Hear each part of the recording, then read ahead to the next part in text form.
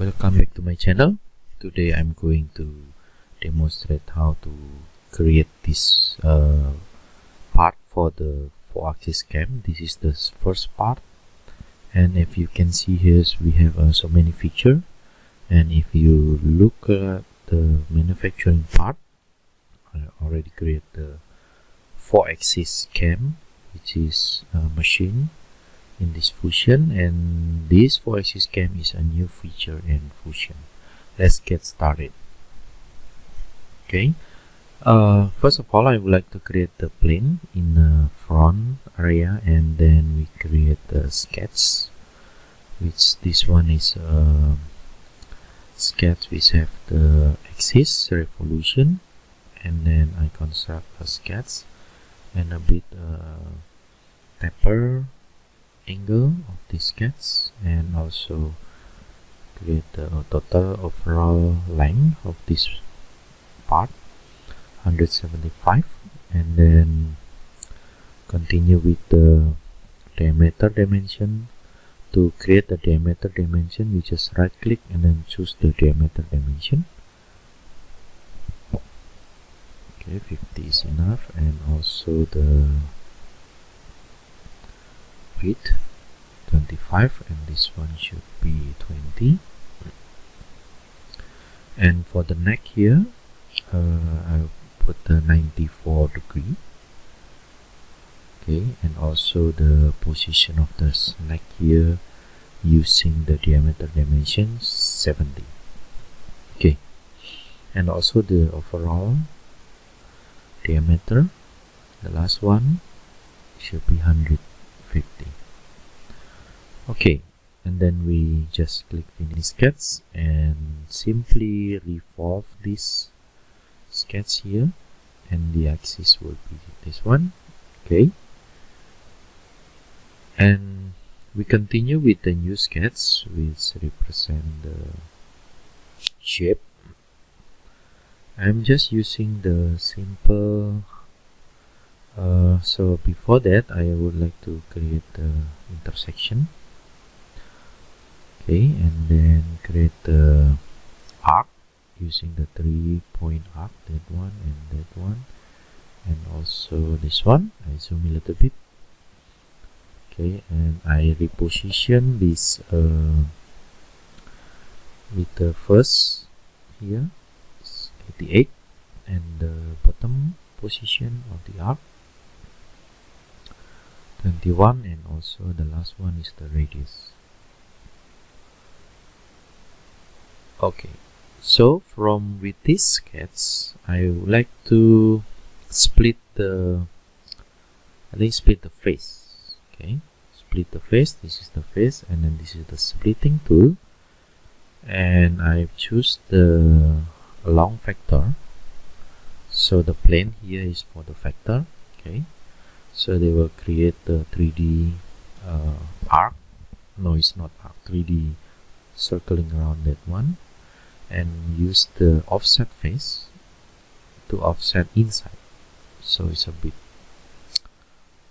inside there. Okay, yeah.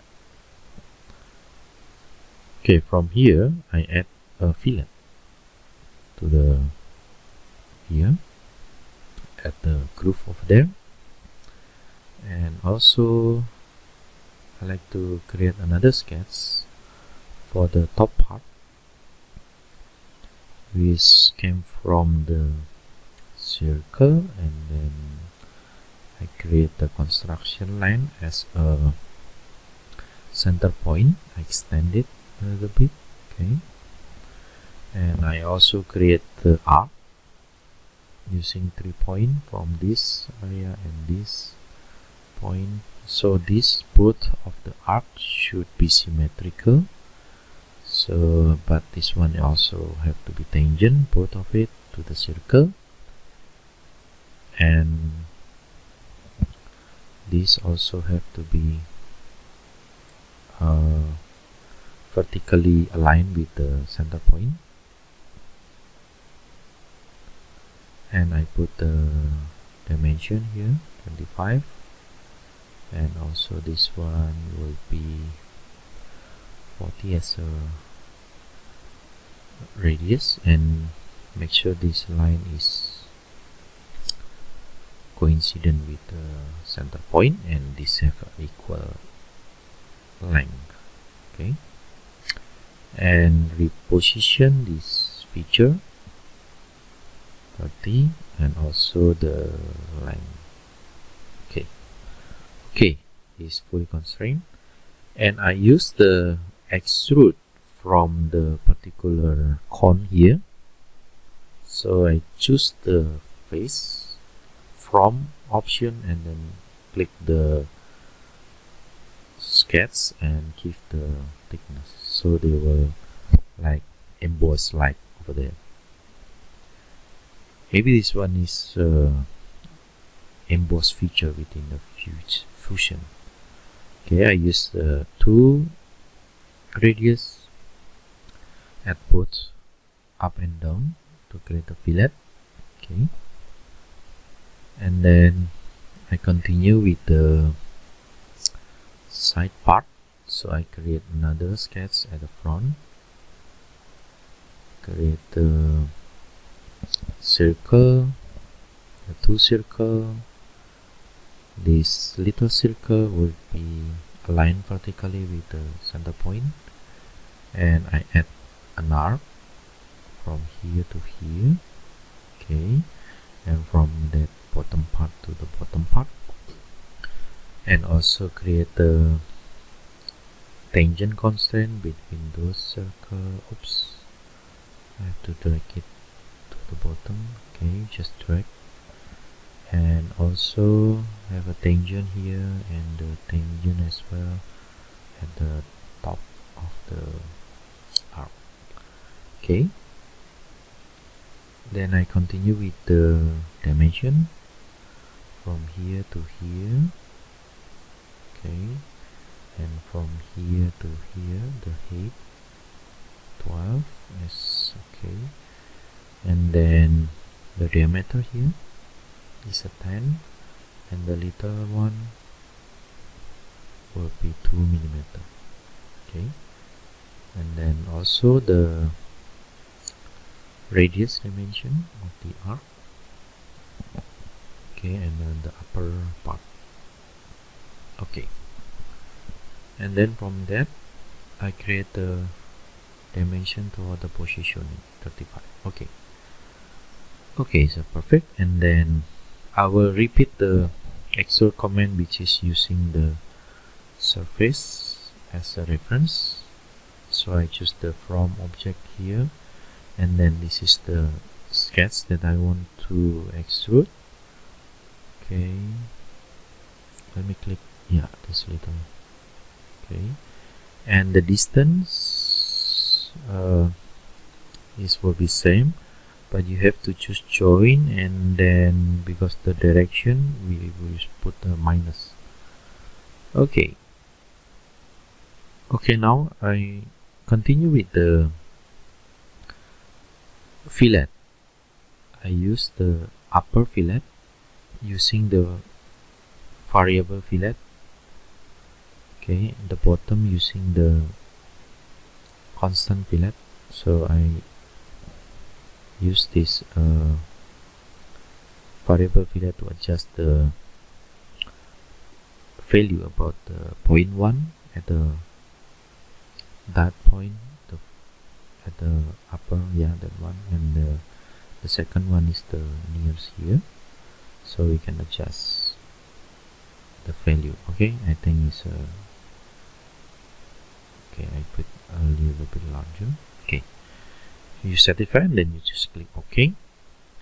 So the feature is done already, and now we want to mirror the feature using the mirror command. Use the feature, click the extrusion, and then both the fillet and mirror within the plane. Okay, so it will perfectly mirror to the other side. Okay, now create the sketch at the front area, and then I create the triangle. Okay, with the vertically aligned. and also the same length of this leg. Okay, I put the dimension, which is the angle, or maybe a bit bigger, I think. Yeah, 70. Okay, and now I create the dimension which is using the tangent. So it's a tangent with a point. Okay, I stretch up it a bit. Okay, this is the profile. So right now I'm going to create the second part. I use the slice to better visualize, and I create the projection, cut projection to get the reference, and also this one as well, the line here. Okay, just put it over there, and then using the parallel constraint to make sure both lines are parallel, and I add a conic curve, I think so. Yeah, that one between those value here.